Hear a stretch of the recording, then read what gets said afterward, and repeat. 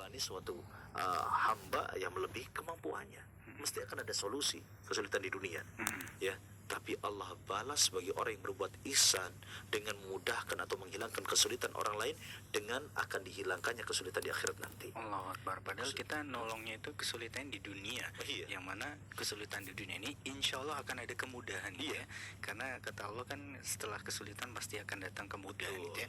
Setelah kesempitan pasti akan datang kelapangan, gitu ya. Iya. Maka dengan kita memudahkan itu, satu kesulitan tadi disampaikan satu kesulitan, ya. Iya. Bagaimana kalau dua, gitu ya? Wah, Bagaimana luar kalau biasa. tiga? Masya Tentu akan luar biasa lagi, Masya Bagaimana Allah, ya. kalau 3, bagaimana kalau 100? Allahu Akbar. Bayangkan, berarti 100 kesulitan akan dihilangkan oleh Allah di akhirat nanti. Allahu Akbar. Kesulitan di alam kubur, kesulitan di alam mahsyar, ya, kesulitan di saat hisab nanti, kesulitan di saat mizan nanti, kesulitan di atas sirat nanti. Bayangkan, begitu ya. Ini luar biasa, tidak boleh kita sepelekan. Dan Nabi Shallallahu Alaihi Wasallam melanjutkan dalam hadisnya, wa man yassara ala mu'sirin yassarallahu alaihi fid dunya wal akhirah. Ini lebih dahsyat lagi, Mas Hafid. Allahu Akbar. Barang siapa memudahkan orang yang sedang susah, ya, maka Allah akan memudahkannya di dunia dan di akhirat. Luar biasa. Ketika kita mudahkan orang lain, sudah, ya, kita akan mendapatkan kemudahan kita akan mendapatkan kemudahan dari Allah di dunia dan di akhirat. Kadang-kala kan kita mikirnya pakai logika saja. Iya. Ya, kita kalau bantu orang, memudahkan urusan orang lain, apa rugi kita, ya. Saldo akan berkurang, tenaga akan capek.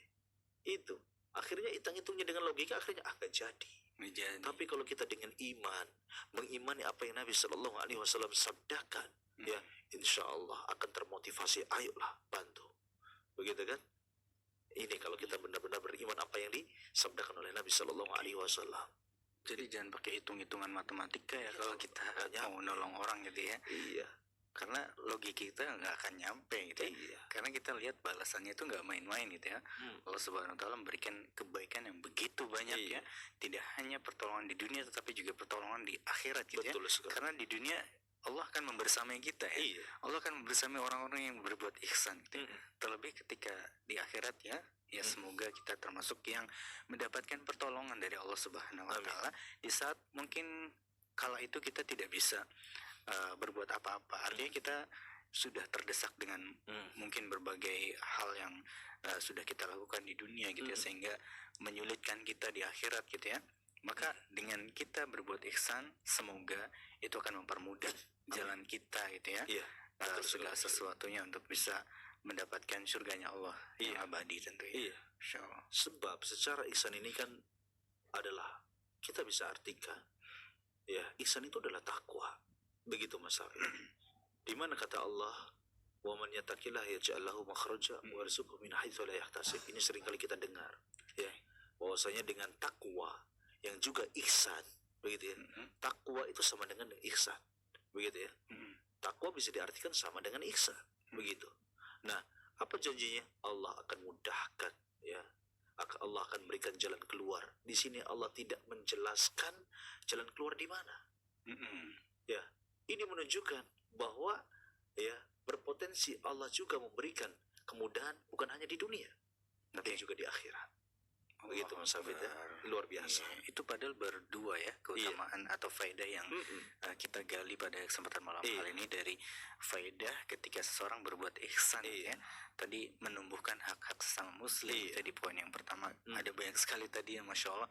Ada 5 atau 6 saja. Iya, banyak, ya, hak-hak muslim terhadap muslim lainnya, yang kemudian itu merupakan bagian dari perbuatan ihsan, ya. Tadi disampaikan di awal juga satu poin, yaitu menjawab salam, ya, atau memberikan salam, gitu saja. Itu juga merupakan sebuah kebaikan, ya, yang tentu saja ada nilainya di sisi Allah Subhanahu Wa Taala. Padahal simple. Bayangkan tadi yang 5 poin tadi itu, di poin yang pertama, artinya di hak-hak muslim terhadap muslim lainnya itu, 5-5-nya insya Allah tidak begitu sulit bagi kita untuk kita kerjakan, itu saja. Bahkan simple, gitu ya, tetapi punya kebaikan yang berlipat-lipat, ya, yang bernilai pahala yang sangat besar di sisi Allah Subhanahu Wa Taala. Apalagi tadi poin yang kedua, yaitu Allah akan membersamai kita gitu sih ya. Intinya seperti itu. Bahkan Allah akan memberikan kemudahan bagi kita semua dalam menyelesaikan urusan kita di dunia, bahkan terlebih di akhirat kelak sih ya. Allahu Akbar. Luar biasa Mas. Luar Mas biasa Hafid. emang. Ini kalau kita mau merenungi sedalam ini, maka kita ini terlalu banyak melewati menyanyiakan keuntungan begitu ya. Iya sih. Iya, menyanyiakan keuntungan terlalu banyak, terlalu banyak ya. Betapa banyak orang-orang yang perlu kita bantu, tapi kita lewati begitu saja, begitu ya. Karena apa? Kita takut rugi. Iya. Padahal kalau kita mau ngaji nih, kalau kita mau belajar tuh justru kita itu sudah melewati keuntungan yang banyak. Kita itu mendapatkan kerugian. Kenapa? Karena kita tidak melakukan ihsan di keadaan-keadaan yang memang seharusnya kita melakukannya. Begitu. Kita ihsan kepada orang tua, ya, ihsan kepada tetangga dan lain sebagainya. Nah, kemudian kita lanjut kepada faidah berikutnya Mas Hafid, supaya kita kenyang nih, ya, tentang faidah ihsan, begitu ya. Berikutnya adalah al-muhsinu yaktasibu bi ihsanihi mahabbatallah, ya, mahabbatallah azza wajal. Ya, orang yang berbuat ihsan itu akan memperoleh dengan ihsan yang dia lakukan itu, apa yang dia peroleh? Mahabbatallah azza wajal, cintanya Allah. Ya, kita ini mengaku cinta kepada Allah, tapi belum tentu Allah cinta kepada kita. Ya, maka agar kita benar-benar mendapatkan cintanya Allah, maka lakukanlah ihsan. Ya, ihsan dalam setiap aspek kehidupan, begitu ya. Nah, kalau Allah cinta kepada kita, kira-kira apa yang Allah akan berikan kepada kita? Ya banyak hal. Ya, kita saja yang cinta kepada istri kita, ya, bisa dikatakan kita rela mati kok. Ya, contohnya apa Mas Hafid? Bahkan istri kita berhak mendapatkan nyawa kita. Iya. Contohnya apa Mas Hafid? Realita dalam kehidupan sehari, contoh. Ya, sebuah pengorbanan ketika misalnya kita rela menyukai gitu ya, rela menyukai apa-apa yang disukai oleh istri kita. Nah, padahal kita tidak begitu suka. Iya, ini salah satunya ya, Mas Hafid. Ya. Tapi ada yang lebih ekstrim lagi Mas Hafid. Kita sebetulnya seorang suami rela mati demi istri kita.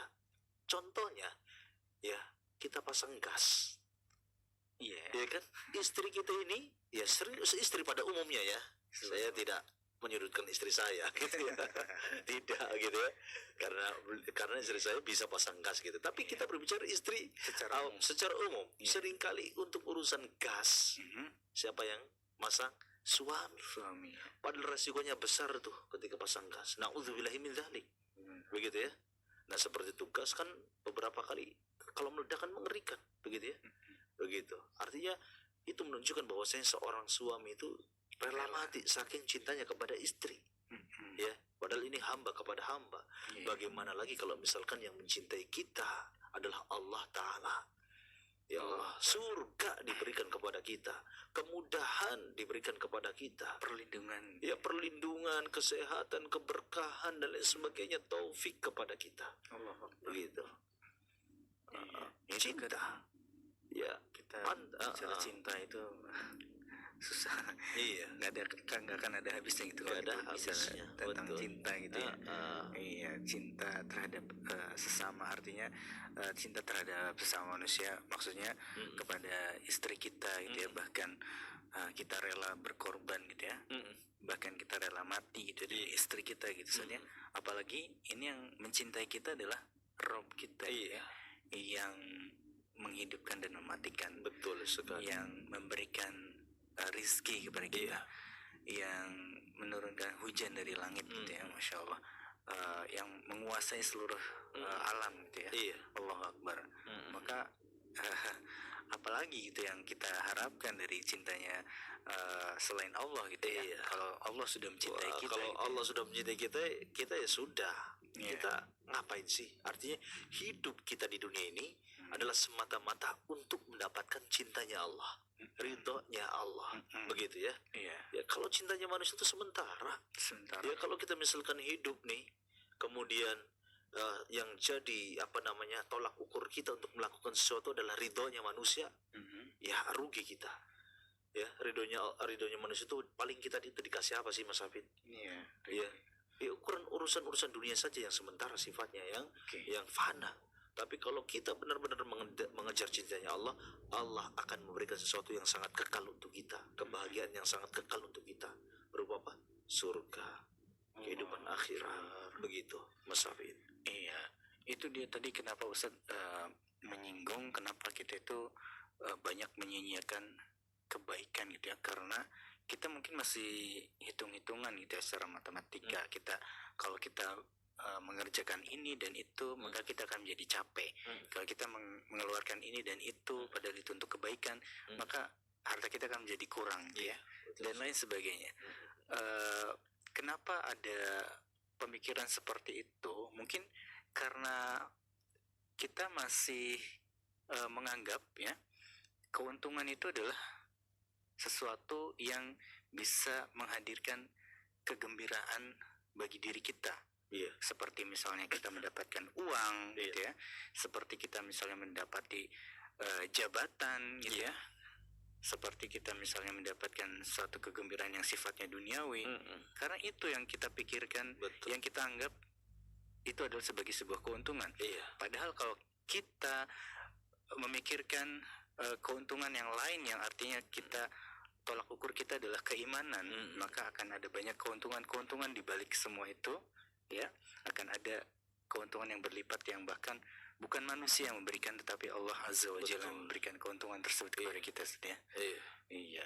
Keuntungannya itu tidak terbanding ya, tidak ada yang sebanding begitu ya. Keuntungan di dunia ini apa sih? Paling mentok-mentok kalau kita lihat di berita itu, Mas Hafid, ada pengusaha yang untungnya besar, sampai hartanya itu triliunan, ratusan triliunan rupiah. Tapi apa artinya? Apa akan dibawa mati? Kan enggak ya. Gitu ya. Paling yang dia nikmati cuman 1%-nya saja dari apa yang diusahakan. Begitu. Sampai beberapa hari yang lalu saya dengar begitu dari teman saya cerita bahwa ada temannya itu yang punya usaha di mana-mana. Setiap kota itu punya apotek dia. Di setiap kota ya, dia itu punya apotek di setiap kota itu. Ya. Akhirnya apa? Dia nggak bisa tidur. Dia baru bisa tidur ketika minum obat tidur. Begitu. Susah begitu ya, karena memikirkan karena memikirkan harta karena memikirkan keuntungan dunia, yang justru keuntungan dunia ini justru bisa menyengsarakannya. Kan begitu. Padahal dia makan pun sama dengan kita. Kan gitu. Ya kan, paling makan pagi-pagi nasi kuning gitu kan, atau nasi uduk gitu. Nah, ini kalau misalkan kita bandingkan antara keuntungan di dunia itu dengan keuntungan di akhirat yang sudah Allah siapkan bagi orang yang berbuat ihsan. Ya kan, kalau keuntungan di akhirat nggak ada, kita pusing. Malah kalau kita semakin besar keuntungan yang Allah siapkan untuk kita, keuntungan akhirat, maka kita di dunia saat ini hati kita akan semakin tenang, hati kita akan semakin bahagia. Gitu Mas Hafid, dengan sebab ihsan tersebut. Begitu. Iya, berapa banyak ya kita mendapati gitu orang-orang yang bersedekah dengan hartanya, dia membagi-bagikan nasi kepada orang-orang yang tidak mampu gitu ya. Artinya memberikan menghilangkan rasa lapar kepada saudaranya ya. Kemudian berapa banyak kita dapati mereka justru tidak menjadi semakin miskin, tetapi justru malah semakin kaya. Betul. Betul. Jelas Allah Ta'ala berfirman, Inna rahmatullahi qaribun minal muhsinin. Sesungguhnya rahmat Inna rahmatullahi, sesungguhnya rahmat Allah itu qaribun, dekat sekali. Dengan siapa? Dengan orang-orang yang berbuat baik. Kasih sayang Allah sangat dekat. Jadi ketika Allah sayang ya kepada kita, kepada seorang hamba yang berbuat ihsan, ya mesti ya kesulitan pun akan dimudahkan. Gitu ya. Harta pun akan diberikan keberkahan. Begitu ya. Pahala akan ditambah. Kita akan semakin mulia. Kasih sayang. Kalau kita dapat kasih sayangnya Allah. Begitu. Tapi sebaliknya, kalau kita dibenci oleh Allah, sebanyak harta apapun kita yang kita miliki, setinggi jabatan kita yang kita miliki, gak bakal bisa mendatangkan kebahagiaan dalam diri kita. Begitu. Dan tentunya kalau kalau Allah sudah murka itu berarti bukan tanpa sebab, Ustaz ya. Itu artinya ada yang salah gitu dengan orang tersebut ya. Mungkin ada sesuatu hal yang membuat Allah murka ya. Mungkin dia melakukan perbuatan kesyirikan misalnya, ataupun melakukan perbuatan penyimpangan yang itu sejatinya bisa mendatangkan murka Allah Subhanahu wa Iya. taala. Secara garis besar, Mas Hafid, kemurkaan Allah itu datang daripada perbuatan al-isaah atau perbuatan buruk yang dilakukan oleh seorang hamba, Oke. gitu ya. Dan kasih sayangnya Allah itu disebabkan oleh al-ihsan atau perbuatan ihsan yang dilakukan oleh seorang hamba. Sudah secara garis besar seperti itu. Dan Allah mesti akan berbuat adil sikapnya, gitu ya. Gitu ya, nggak mungkin Allah murka kepada orang yang berbuat baik, gitu ya. Seperti itu. Bagian dari kemahadilan Allah Subhanahu wa taala ya. Allah ketika seseorang berbuat baik, kita berbuat ihsan kepada sesama, maka akan ada balasan pahala yang berlipat, balasan kebaikan yang masya Allah begitu berlimpah gitu ya. Iya, betul Dan sekali, Mas. sebaliknya ya, ketika seseorang berbuat durhaka kepada Allah Subhanahu wa taala, ya jangan salahkan juga kalau dia misalnya dibenci atau dimurkai oleh Allah Subhanahu wa taala, Ustaz ya. Iya, masya Allah. Ustaz, tadi beberapa faedah sudah disampaikan ya. Iya. Dan kenyang kita, masya Allah. Tetapi kiranya untuk pertemuan selanjutnya kita masih akan berbicara tentang ihsan, Ustaz. Nah, ketika Al-Imam Ibnul Qayyim Al-Jauziyah menyebutkan bahwasanya setiap apa yang disebutkan dalam Al-Quran itu adalah ihsan, maka menunjukkan bahwasanya memang perkara ihsan adalah perkara yang luas. Ya, begitu. Jadi insya Allah pertemuan yang akan datang untuk tema yang akan kita bahas masih seputar ihsan, ya. Dalam judul kitab ini masih ihsan, tetapi lebih kepada macam-macam ihsan. Kepada siapa kita berbuat baik dan bagaimana caranya kita berbuat baik. Gitu ya. Dengan Menarik cara sekali. apa kita ini berbuat ihsan itu. Nah, setelah itu insya Allah kita akan melanjutkan kepada bab berikutnya, entah itu ithar, begitu, atau albir, ya kebaikan, atau ulfah dan lain sebagainya daripada akhlak-akhlak baik yang telah ditulis runut di dalam kitab Mukhtasar Mawsu'atul Akhlak, insyaallah. Allah Akbar, masya Allah. Barakallahu fikum, Ustaz. Ya. Tadi pembahasan tentang faidah ya, faidah dari perbuatan ihsan begitu banyak yang bisa kita akan raih gitu ya, ketika kita berupaya sebisa mungkin ya, semaksimal mungkin untuk berbuat ihsan, tidak hanya kepada Allah Subhanahu wa taala tapi juga kepada sesama makhluk ya. Betul. Kepada sesama manusia ya. Karena akan ada banyak faedah yang bisa kita ambil, hikmahnya dan juga kebaikan-kebaikan yang berlimpah yang Allah berikan kepada orang-orang yang berbuat ihsan ya. Masya Allah, tadi ada 4 poin yang semoga bisa kita jadikan sebagai motivasi untuk senantiasa kita berbuat baik, untuk senantiasa kita berbuat ihsan kepada sesama manusia tentunya ya. Ustaz, jazakallah khairan. Wa iyyakum, Mas Hafid. Iya. Ini ngomong kita bajunya kapelan ya.